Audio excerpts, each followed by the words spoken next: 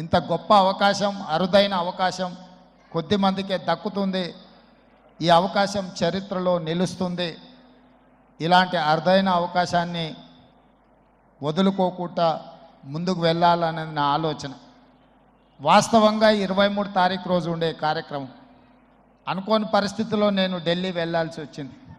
అయినా 20 తారీఖు రోజు మళ్ళీ నేనే ఈ కార్యక్రమానికి వచ్చే అదృష్టం కలిగింది అంటే ఇది నేను హాజరవ్వాలి అని ఆ దేవుడి సందేశం, ఆదేశం అని నేను భావిస్తున్నా. అదేవిధంగా మిత్రులు శ్రీధర్ బాబు గారు ఒక అంశాన్ని ప్రస్తావించారు. హైదరాబాదు నగరం చుట్టూతో ఉన్న ఈ లేక్ ప్రొటెక్షన్, ఈ చెరువుల యొక్క సంరక్షణ, ఈ చెరువులు మన జీవనాధారం, మన సంస్కృతి. హైదరాబాదు నగరంలో ప్రధానంగా 1908లో వచ్చిన వరదలు, ముఖ్యంగా 115 సంవత్సరాల క్రితం ఈ నగరం మీద వరదలు ఉప్పెనై కమ్మేసి వేలాది మంది ప్రాణాలను బలిగొన్నది. ఆనాటి పాలకుడు నిజాం సర్కార్ చెల్లించిపోయి వేలాది మంది ప్రాణాలు కోల్పోవడానికి కారణమైన ఈ వరదల్ని నియంత్రించాలి అని అంటే ఏమి చేయాలి అని ప్రపంచంలో ఉండే గొప్ప వ్యక్తులందరినీ సంప్రదించి మోక్షగుండం విశ్వేశ్వరయ్య గారిని, ప్రపంచానికే ఒక ఆర్కిటెక్ట్ అయిన మోక్షగుండం విశ్వేశ్వరయ్య గారిని నియమించడం జరిగింది.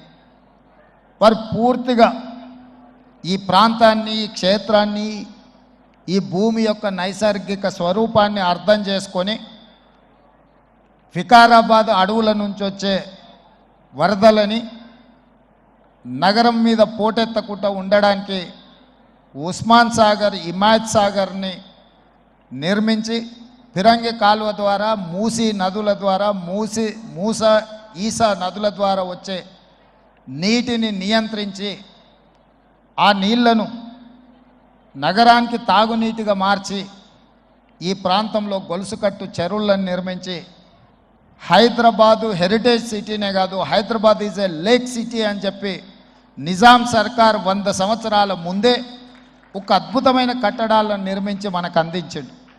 వారి వారసత్వంగా వచ్చిన ఈ కట్టడాలు మొన్న జరిగిన ఎండాకాలంలో తాగునీటి సమస్య వచ్చే కృష్ణా, గోదావరి ఎండిపోతే హైదరాబాదు నగరానికి దాహార్తి తీసింది గండిపేట, అంటే ఉస్మాన్ సాగర్, హిమాయత్ సాగర్ నుంచి ఈ నగరానికి తాగునీటిని వాడుకున్నామన్న సంగతి రాష్ట్ర ముఖ్యమంత్రి నేను చెప్పదలుచుకున్నా. ఈ ప్రజలకు కోట్లాది మంది దాహార్తిని తీర్చే ఈ యొక్క చెరువులను శ్రీమంతులుగా, గొప్ప వ్యక్తులుగా ఉన్న వాళ్ళు వాటి పక్కనే ఫామ్ హౌజుల పేరు మీద నిర్మించుకొని వాళ్ళ డ్రైనేజ్ కాలువలు తీసుకెళ్ళి గండిపేటలో కలిపినారు. నేను ఇక్కడ వేదిక మీద ఉన్న పెద్దలతో పాటు ఇక్కడ వచ్చిన భక్తులను నేను ఒకటే మాట అడగదలుచుకున్నా. ఇవాళ వాళ్ళ విలాసవంతమైన జీవితం కోసం నిర్మించుకున్న ఫామ్ హౌజులలో నుంచి వచ్చే డ్రైనేజ్ గండిపేటలో హిమాయత్ సాగర్ తాగునీటిలో కలిపితే ఆ నీళ్ళు హైదరాబాదు నగరానికి తాగడానికి సరఫరా చేస్తుంటే వాళ్ళు నిర్మించిన అక్రమ నిర్మాణాలను వదిలేస్తే ఇక నేను ప్రజాప్రతినిధిగా విఫలమైనట్ట కాదా మీరు ఒక్కసారి ఆలోచన చేయండి. అందుకే ఒత్తిడి వచ్చినా, మిత్రులకు ఫామ్ హౌజులు ఉన్నా ఏవీ వదలకుండా హైడ్రా అనే ఒక సంస్థను ఏర్పాటు చేసి తెలియకుంటేనే ప్రజాప్రతినిధులం కొన్ని మన దినచర్యల్లో భాగంగా కొన్ని తప్పిదాలు చేస్తుంటాం. తప్పులు తెలవకుంటేనే కొన్ని తప్పులు జరిగిపోతుంటాయి. మరి ఆ ఖాతాను సవరించుకోవడానికి, ఆ బ్యాలెన్స్ షీట్ను సవరించుకోవడానికి తెలిసి కొన్ని మంచి పనులు చేయాలని నేను ప్రగాఢంగా విశ్వసిస్తున్నా, నమ్ముతున్నా. ఆ తెలిసి చెయ్యాలనుకుంటున్న మంచి పనులో భాగము ఈ చెరువులను చెరబట్టిన వాళ్ళ నుంచి విముక్తి కలిగించాలన్న ఏకైక లక్ష్యంతోనే ఈరోజు చెరువులను ఆక్రమించుకున్న వాళ్ళను ఎవరిని వదలకుండా ఉక్కు పాదంతో అణిచివేయాలన్న ఆలోచన, అందులో నిర్మాణాలను ఏ ఒత్తిడి వచ్చినా వెనక్కి తక్కకుండా తొలగించాలన్న ఆలోచనతోనే ఈరోజు ఈ చెరువులలో ఉన్న అక్రమ కట్టడాలను కూలగొడుతున్నాము.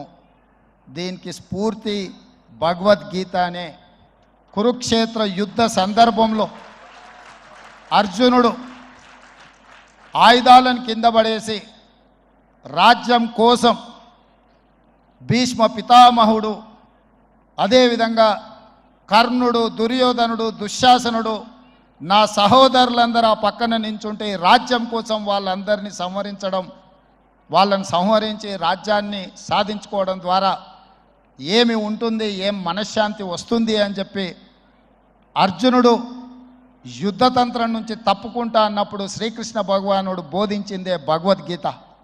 చంపేదెవరు, చంపించేదెవరు, లోక కళ్యాణం కోసం నీ బాధ్యతను నెరవేర్చాల్సిందే, ధర్మం బ్రతకాలి, అధర్మం ఓడాలి అంటే నువ్వు యుద్ధం చెయ్యాల్సిందే అనే యుద్ధనీతిని ఆ రోజు అర్జునుడికి బోధించింది శ్రీకృష్ణ భగవానుడు.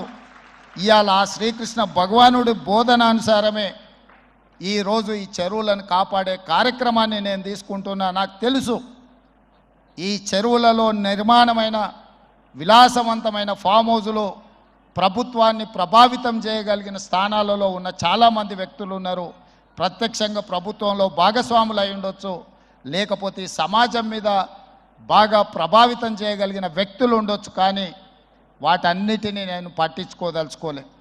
ఇది భవిష్యత్ తరాలకు, ఇది రాజకీయాలకు సంబంధం లేదు. నేను స్పష్టంగా చెప్పదలుచుకున్నా. రాజకీయాల కోసమో లేకపోతే రాజకీయ నాయకులను కొంతమందిని దృష్టిలో పెట్టుకొని చేపడుతున్న కార్యక్రమం కాదు ఇది. భవిష్యత్ తరాలకు, మన పిల్లలకు, వాళ్ళ పిల్లలకు వారసత్వంగా మనం అందించే సంపద ఈ సరస్సులు, ఈ నదులు, లేకపోతే ఈ రోజున్న ఈ చెరువులు. ఈ ప్రకృతి సంపదను మనం విధ్వంసం చేస్తే ప్రకృతి మన మీద కక్ష కడుతుంది.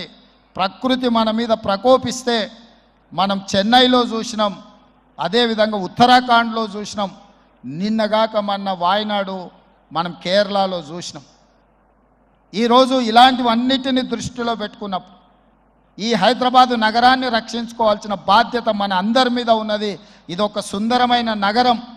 ఈ నగరానికి ఈ చెరువులే ఒక అందం. ఈ చెరువులను కాపాడే బాధ్యత ఈ ప్రభుత్వం తీసుకుంటుంది.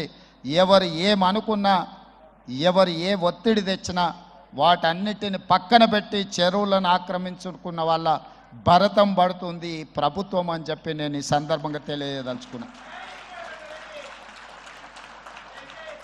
ఆనాడు కురుక్షేత్రంలో ధర్మం వైపు శ్రీకృష్ణుడు, అర్జునుడు నిలబడ్డందుకే ఈరోజు ఆ ధర్మం అనేది కాపాడింది. వాళ్ళు ధర్మాన్ని కాపాడితే ధర్మం మనల్ని కాపాడింది. ఈరోజు మనం చేస్తున్న పని కూడా అలాంటిదే. మీ అందరి సహకారం ఉండాలి. అదేవిధంగా నిర్వాహకులకు ఈరోజు విద్యకు సంబంధించి లక్షలాది మంది నిరుపేద విద్యార్థులు, ఎస్సీ, ఎస్టీ, బీసీ, మైనారిటీ, ఆర్థికంగా వెనుకబడిన వాళ్ళు ప్రభుత్వ పాఠశాలల్లో చదువుకుంటున్నారు. వాళ్ళకి సరైన భోజనం, పోషకాహారం మేము అందించే దాంట్లో కొంత అటు ఇటుగా ఉండడం వల్ల హరే కృష్ణ ఫౌండేషన్, అక్షయ పాత్ర ద్వారా వాళ్ళకు ఒక నాణ్యమైన భోజనాన్ని అందించడానికి అవసరమైన సహకారాన్ని ప్రభుత్వంతో కూడి ఒక కలిసి అక్షయ పాత్ర ద్వారా, ఈ హరే కృష్ణ పెద్దల ద్వారా ఈ రాష్ట్రంలో ఉండే లక్షలాది మంది విద్యార్థులకు ఒక మంచి పౌష్టికమైన భోజనాన్ని అందించాలన్న ఆలోచనతో వారి సహకారం అడిగినాం. విద్య, వైద్యము మా ప్రభుత్వం యొక్క ప్రాధాన్యత. ఇవాళ గ్రామీణ ప్రాంతాల నుంచి వైద్యం కోసం హైదరాబాదులో ఉస్మానియా, గాంధీ, నిజాం, అదేవిధంగా క్యాన్సర్ హాస్పిటల్స్కి సుదూర ప్రాంతాల నుంచి పేదవాళ్ళు వస్తున్నారు. ఆపత్తిలో వచ్చిన తర్వాత ఆకలి ఎలా తీరాలనో వాళ్ళకి తెలీదు. ప్రభుత్వం నిర్వహిస్తున్న కార్యక్రమాలు వాళ్ళకి చేరడానికి కొంత ఇబ్బందికరమైన పరిస్థితి ఉంది. అందుకే నిర్వాహకులకు మధు పండిట్ జీ గారిని I have requested to accept this Osmania, Gandhi, NIMS and cancer hospital, wherever the needy people are there. I need your support to serve their food. అక్కడ కావాల్సిన మౌలిక వసతులన్నీ ప్రభుత్వం ఏర్పాటు చేస్తుంది. వాటిని నిర్వహించడం, ఒక నాణ్యమైన భోజనాన్ని వాళ్ళకు అందించడానికి మీ వైపు సహకారం ఉండాలి. మీరు మేము కలిసి ఈ ప్రభుత్వాన్ని ముందుకు తీసుకెళ్తే నిజంగా ప్రజలకు అవసరమైన అవసరాలను తీర్చే అవకాశం ఉంటుంది. తప్పకుండా హరే రామ హరే కృష్ణ సంస్థ నుంచి చేపట్టే ప్రతి కార్యక్రమానికి మా ప్రభుత్వం వైపు నుంచి సంపూర్ణంగా మద్దతు ఉంటుంది. ప్రభుత్వం చేపట్టే పథకాలలో కూడా అవసరమైన దగ్గర మీ సహకారాన్ని మేము ఆశిస్తున్నాం. మీ సహకారం ఉంటే ఈ ప్రభుత్వం ఒక ఆదర్శమైన రాష్ట్రంగా తెలంగాణ రాష్ట్రాన్ని తీర్చిదిద్దుతుందని తెలియజేస్తూ మరొకసారి భక్తులకు, దాతలకు, నిర్వాహకులకు అభినందనలు తెలియజేస్తూ, దాతలు వీలైనంత మేరకు ఈ హరే కృష్ణ ఫౌండేషన్కి మీరు సహాయం అందిస్తే అది పేదలకు చేరుతుంది. పేదలకు మీరు అందించాలనుకున్న ఏ కార్యక్రమమైనా వీరి ద్వారా చేరుస్తే తప్పకుండా పేదలకు చేరుతుందని సంపూర్ణంగా నేను విశ్వసిస్తున్నా. ఈ కార్యక్రమాన్ని కొనసాగించాల్సిందిగా కోరుకుంటూ మీ అందరి దగ్గర సెలవు తీసుకుంటున్న మిత్రులారా, ధన్యవాదాలు. May I now request Honorable CM to felicitate donors, please. దాతల్ని గౌరవనీయులైన ముఖ్యమంత్రి గారు సత్కరిస్తారు. ముఖ్యమంత్రి గారు వారి సందేశంలో అద్భుతమైన అంశం చెప్పారు. My love for nutritious food choices, healthy lifestyles, and helping people cultivate these changes in their daily lives motivates me.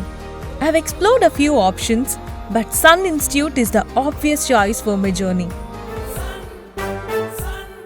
Sun International, Hyderabad, Visakhapatnam.